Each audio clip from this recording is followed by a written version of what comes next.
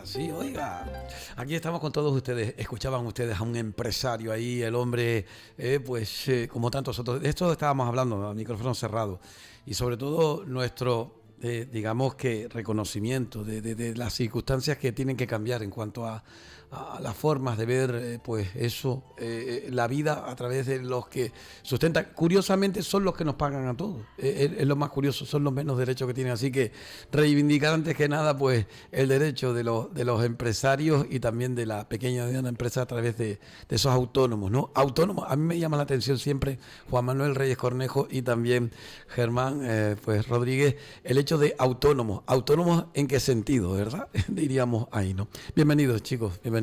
Buenas tardes, buenas tardes. Bueno, yo quiero preguntarle desde ese punto de vista, claro, el hombre que tiene el móvil en la mano, que es el empresario y que está, como es lógico, diciendo... No, hoy estaba pendiente del móvil también por otras cosas. Bueno, muy bien. Pero bueno. Estamos cumpliendo años y esta es la... Hoy es tu cumpleaños hoy. Eso dice. Agontra, muchas felicidades. Oye, yo hubiese puesto, la verdad que no lo sabía, de verdad que sí. Oiga, a mano, señoras, señores, ahí la tienen. El cumpleaños de un empresario realejero que tiene, para más señas y consuelo, vamos a decirle con un pareado, el haber seguido con el trabajo que sus padres llevaron a cabo y de seguir con ese negocio, con lo que le cuesta a él, a su familia y con esos empleados en los plátanos. ¿Cómo es el nombre exacto? Plátanos Pepe, maduración y venta de plátanos Pepe. Pepe, como siempre, Pepe el de los plátanos, ahora sus hijos, su familia y sus empleados, ahí están, pues también llevando esos plátanos y demás. Así que muchas felicidades, caballero. Muchas gracias. Ya tienes preparado, Juanma, tú que le dices felicidades. Felicidades. Yo le traje un detallito por ahí. Bueno, pues mira. Por aquí que se lo vamos a dar ya. Oye, pues mira, contra. Qué pena, me hubieses dicho algo. Mira, yo lo más que puedo ofrecerle son castañas o un vaso de vino, a lo mejor, capaz que un vaso de vino lo hubiese dado. Bueno, como ustedes quieran, ustedes, eso es la intimidad de ustedes. Cuando uno le entra el regalo, el regalado, pues muchas felicidades, como digo, y bueno. Después te ponemos un tema musical de lo que te guste a ti, oiga, y así queda un regalito. Eso es muy raro, me gusta. Juan Manuel, ¿cómo estamos? Pues mira, aquí con este verano que ya estaba yo diciendo a la Germán que ya será, o me dijo él que es el de Santa Catalina, porque ya San Martín se pasó hace rato y San Diego también. ¿Cómo Santa Catalina? Porque una cosa lo arrimarán al Black Friday y dirán el verano del Black Friday. Bueno, fuerte forma de complicarlo todo, hombre. Yo creo que el tiempo se ha puesto de acuerdo con todas esas cosas. La verdad que el tiempo está rarito hoy. Ayer y hoy, y ayer por la tarde era un calor importante. Bueno, oye, yo quiero preguntarle de antemano, influye obviamente el tiempo atmosférico en el patrimonio, en toda su extensión, ¿no? Tanto en excesiva humedad como en excesivo calor, ¿no? Sí, claro, las variables de temperatura afectan, no son materiales orgánicos la mayoría de ellos y afectan. Por ejemplo, en los cuadros se tensan y destensan con el calor y incluso las maderas se arquean. En esta hoy no tanto, pero en la semana pasada ola de calor habían cuadros que no tengo el marco, que no tienen un marco puesto y sí. Por el tamaño que tienen, por ejemplo, se estaban oscilando mucho y se estaban arqueando, se notaba mucho. Uh-huh. Sí, les afecta bastante, por eso es conveniente, o por si se van a los museos se fijan de que la temperatura de la sala siempre es estable. A veces te dice hay mucho frío sí. o no hace tanto frío, pero es para mantener una estabilidad de temperatura para que el material los materiales con los que están hechos las obras dilaten menos, se contraigan o dilaten menos y así se mantenga una estabilidad de obra, porque en esa dilatación pues una pintura puede craquelar y puede estallar y perder materia. O en la madera, si fuera una escultura de madera, puede rajar incluso, ¿no? Si cambia mucho y está mal ensamblada, pues puede llegar hasta rajar. Uh-huh. La piedra es más estanca, es inerte, por lo cual no le afectaría. Y si fuera un tema de humedad, pues aparición de elementos en superficie, llámese hongos. Sí. Yo recuerdo con Juan Manuel, y es curioso porque me vino ahora a la memoria, Juan Manuel, algo que tú nos dijiste en su día sobre algún cuadro que incluso hubo gente que dijo, no, el cuadro Milagro, que estaba como sudando, como... De San Juan en la laguna. ¿Era él o es? Bueno, uno de ellos.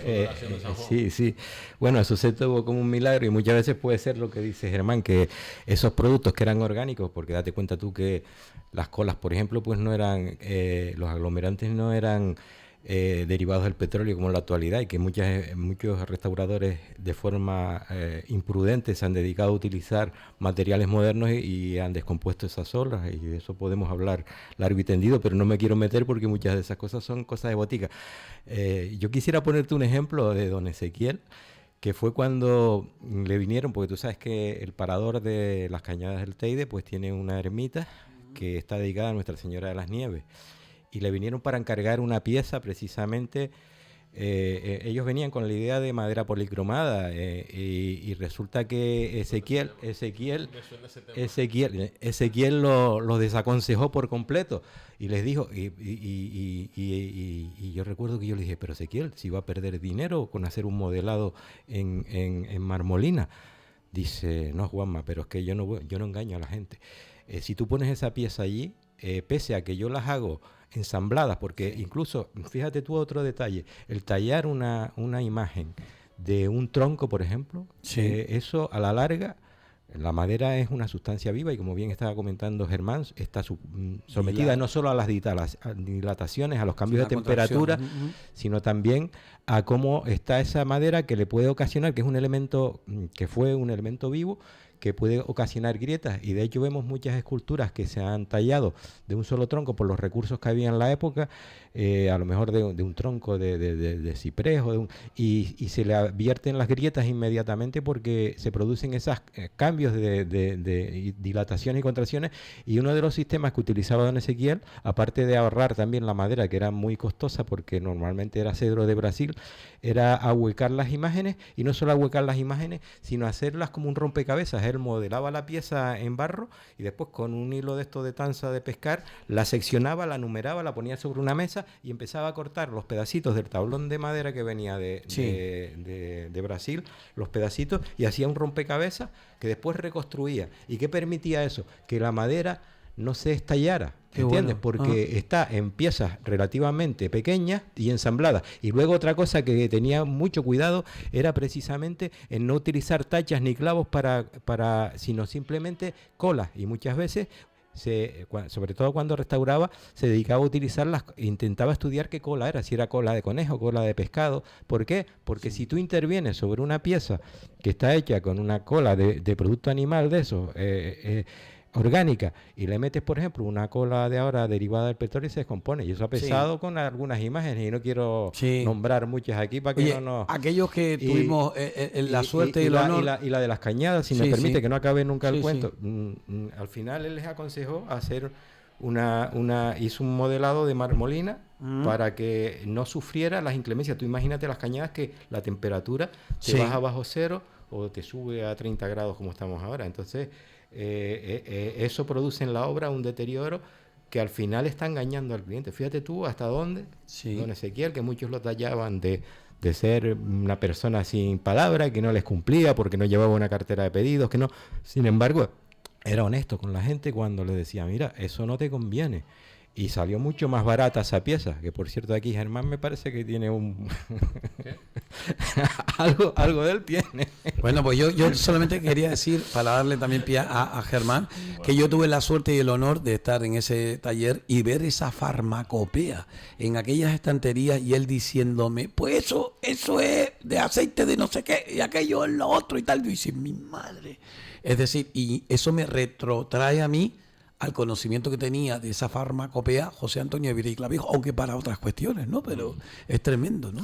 De farmacopea también puedes basarte mucho en lo que contaba Cipriano Arribas a través de las Islas Canarias, que era un vecino, acabó siendo vecino de Los Raleos y construyó su casa aquí. Y está enterrado, ¿no? Está enterrado aquí también, Está enterrado, ¿no? Supuestamente en el Ralejo Alto, en el antiguo cementerio de Ralejo Alto, y desconozco dónde está la tumba. Sí.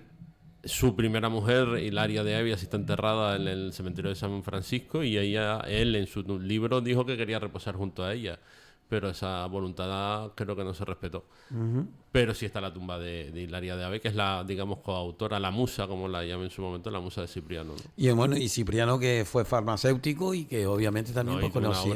La obra es muy interesante. La obra muy interesante, ha de sido tradición. muy estudiada por muchos historiadores en farmacia, ha sido muy estudiada. ¿Qué opinión te merece lo del conocimiento y de los elementos? No, es interesantísimo, porque muchas de las piezas que llegan a día de hoy, a veces de península, que son más más rápidas en conclusión, luego se encuentran con este tipo de problemas, ¿no? Con esas dilataciones de las que hablaba, no siempre, pero han habido casos de imágenes que han sido talladas en tronco de manera directa y luego sin despiezarlo y hacer todo este ensamblaje del que hablaba Juanma, que realizaba y practicaba Ezequiel, como lo practicaban muchos de los escultores de siglos anteriores en la isla, sobre todo en el siglo XVIII, que trabajaban de esa manera, despiezando y ensamblando de tal manera que permitían compensar las dilataciones naturales de la madera.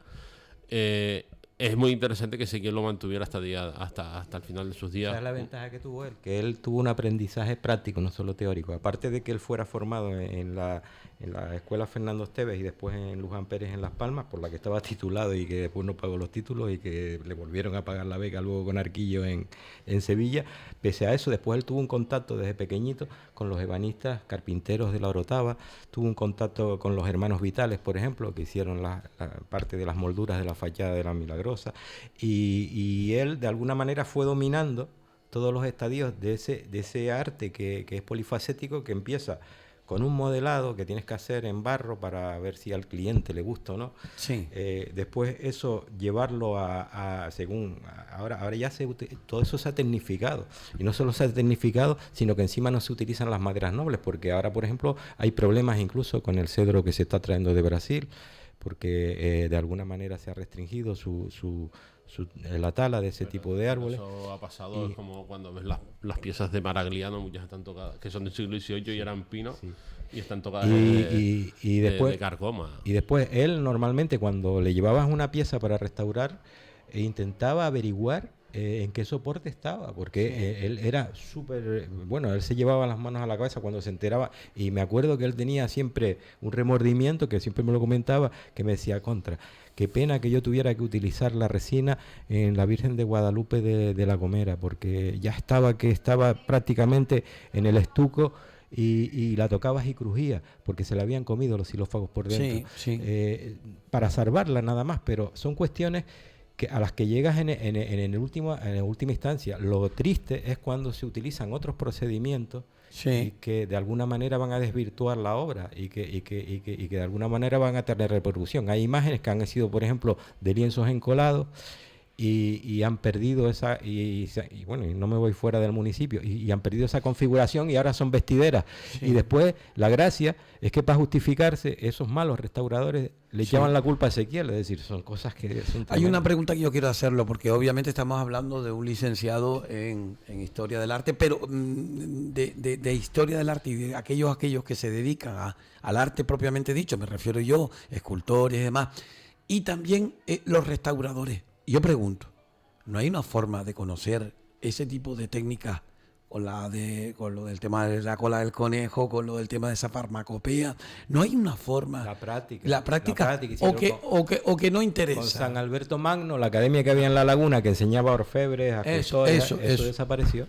Independientemente de la farmacopea, hay restauradores y restauradores, hay historiadores y historiadores. Yo creo que hay veces que hay gente muy capaz que ha aprendido, o se ha informado o se ha sentado simplemente a analizar la cultura. Lo que quiero decirte de otra manera es que si se ha desdeñado esas técnicas antiguas. Hombre, siempre se tiende a desdeñar lo antiguo porque tienes que poner en valor las nuevas tendencias. Luego está el conocimiento heredado, la práctica, el conocimiento de taller, que es una cuestión que a priori no se te enseña en la facultad.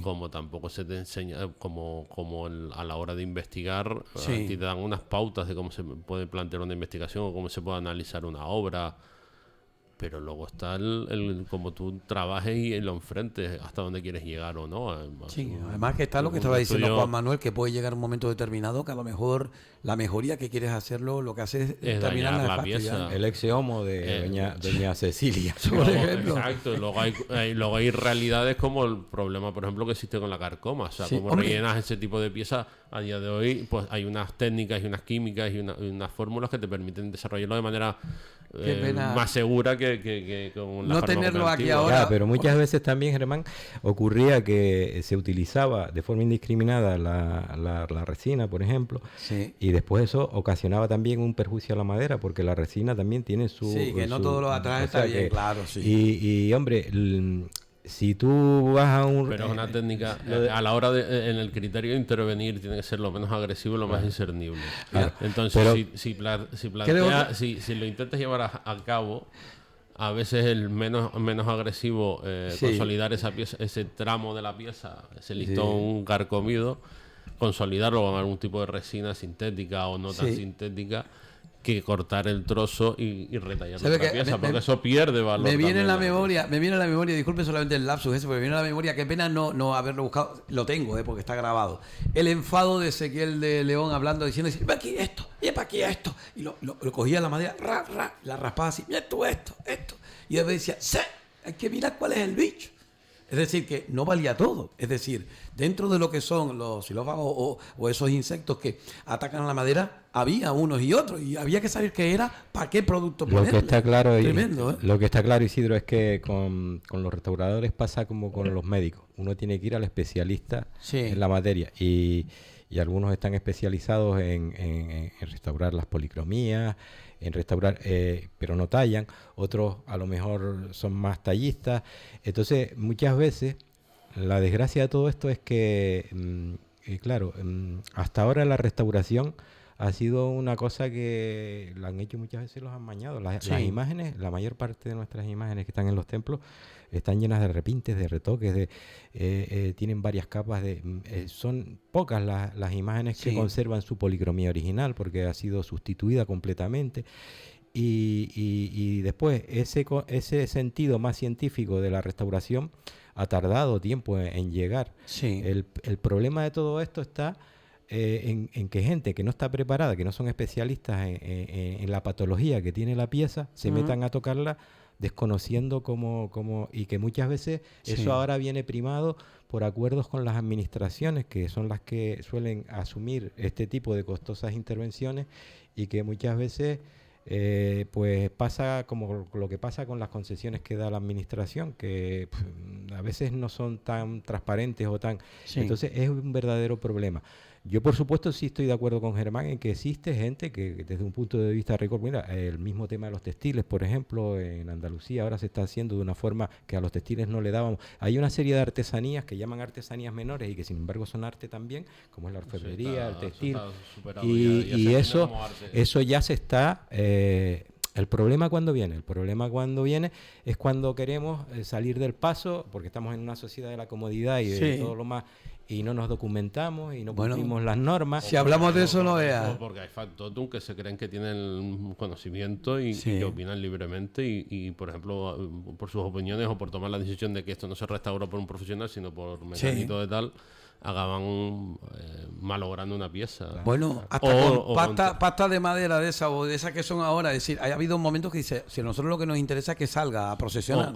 O con textiles, el caso de los textiles. ¿Cuántos Sí. han ni siquiera surcido y repuestos, sino simplemente apartados, recortados y regalados, fragmentados, botados directamente y quemados? Mantos de imágenes. imágenes de la Virgen o incluso, pues, no sé. Hay un caso incluso más no sé, porque se han restaurado ahora y se han reintegrado, pero por ejemplo el tema de las sargas de adeje o los propios tapices de adeje estaban recortados, hay tramos recortados, pues se cortaban Sí. para hacer paños en el polvo.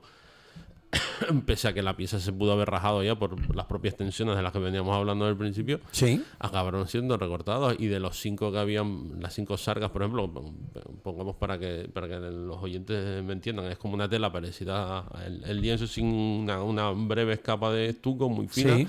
pintada encima, de tal manera que la tela no queda tan yerta ni Sí, nada. sí. Imitan a los tapices que trajeron en el siglo XVIII los marqueses de Adeje con otro repertorio, en este caso sacro. Pues esas piezas fueron descolgadas en un momento dado, digamos, guardadas en las dependencias parroquiales, y en algún momento dado de carencia o de falta de sensibilidad, fueron siendo recortadas para ser usadas para trapos del polvo, por ejemplo. Eso es un caso señero del maltrato. Después hay otro aspecto también, que muchas veces los responsables... Déjame acabar. O, por ejemplo, el caso contrario, el exceso de celo y el ver que la pieza estaba estropeada, pues con manchas por el uso, provocó que perdiéramos, por ejemplo, un palio el palio del Santísimo de San Sebastián de la Gomera, que era una pieza traída de Malinas, de Manila, perdón, de Manila, de las Filipinas, me fui a Flandes.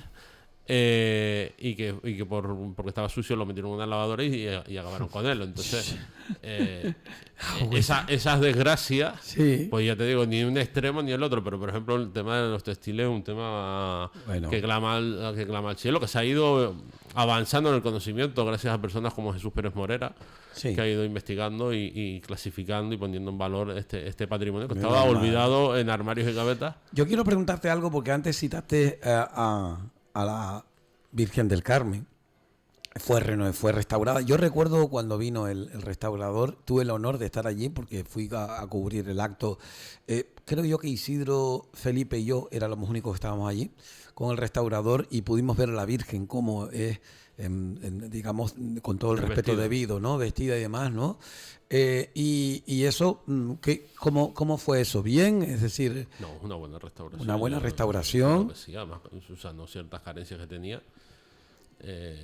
¿Cómo se llamaba? Pablo Amador. Pablo Amador, ¿no? Y no, la restauración yo creo que fue correcta, además fue un hito. La pena que siempre he pensado de esa restauración es que los espectadores y los devotos no pudieran ver la imagen en su totalidad. Sí. Porque la imagen es una pieza que está tallada y es entera, sí. y no desmerece el ser vista de manera desvestida, ¿no? Sí, es una pieza que lleva una falda de amplio volumen, tallada, ni siquiera es simplemente una rueca forrada, sino una talla. Sí. Y eso reúne unas características que la hacen muy atractiva a la vista de que la contemple, ¿no? Cierto es, además, que aunque al principio te parece otras veces que la ves en su totalidad, es la Virgen del Carmen. Es lo mismo, lo que pasa que con... No sé, es una imagen que está hecha para vestir. Hay momentos en los que sale vestida de una manera más que nos puede gustar más, en otras menos. Pero es una pieza que es vestidera, que está sujeta a ese tipo de cambios visuales. Sí. Pero la visión interna de la pieza pues nos da mucha información. Es una imagen desvestida de las más dignas que puede haber en la zona, y que aporta mucha información. Incluso esa correa agustina, ese color rojo de su ropa, esa correa agustina que le aprieta la cintura, también nos habla de toda esa herencia agustina, de la que ya es, digamos, la depositaria de ese legado agustino de los Ralejos, donde el Carmen es una un papel forma fundamental. Para que la gente lo entienda muy humana, en ese sentido. Muy humana, y que tampoco hay que olvidar que son objetos artísticos, independientemente de que son objetos y están hechos para ser objetos de culto, también son objetos artísticos. Una custodia puede ser contemplada como una obra de orfebrería o de platería que es, sin necesidad de estar ceñida exclusivamente al uso litúrgico que tiene. El negar esa realidad es, a mi entender, bastante limitada. Bueno, pues limitado también tenemos. Hay otra amenaza, y es el tema de las modas, ¿sabes? Sí, claro. Por ustedes tratar el tema de la época en que se puso de moda el tema de vestir las imágenes y se vestían al modo cortesano, también muchas piezas que tenían un interés escultórico interesante por ser de bulto redondo fueron mutiladas para ser vestidas, ¿no? Y hay vírgenes que también, aun siendo vestideras, como puede ser la del Carmen de la Catedral de la Laguna, o incluso yo te diría que a mí me da que Nuestra Señora de la Expectación, que es la Nuestra Señora de los Remedios, quizás en su época también, que tiene un interesante camauro, que es esa especie de gorrito medieval que llevan las imágenes, probablemente no fuera configurada con esas ruecas que la podemos conocer en la actualidad, y que fueron mutiladas, desgraciadamente, por modas y por modismos de la época, y por intentar, es lo que pasó aquí también con el tema del neoclasicismo, y lo que se le encargó a la saga de los Perdigón, de intentar adaptar esas imágenes a unos gustos neoclásicos. Finalizar ya, porque hay casos, por ejemplo, para acabar con ese tema, Hay un caso, por ejemplo, muy destacado, que es ver la Virgen del Rosario de Santa Úrsula sin ropa. Es una pieza que estaba hecha para ser vista. Sí.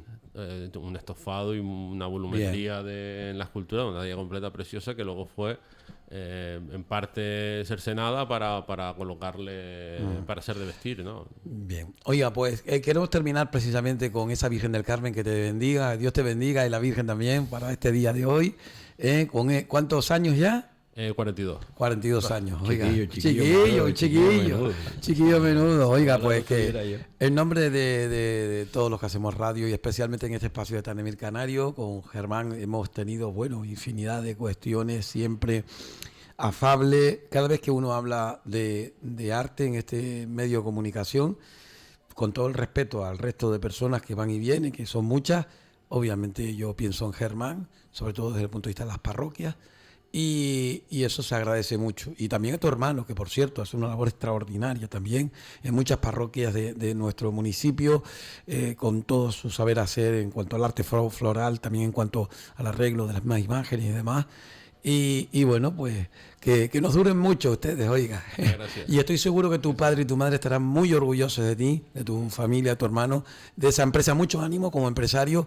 Y bueno, ya que están pidiendo tanto, a nivel nacional piden tanto, pues yo pido más protección y más, sobre todo, derechos para los empresarios y especialmente para los que se tienen que pagar todo, oiga, como dice el otro, que son los autónomos. Así que muchas felicidades, caballero. Ya, gracias.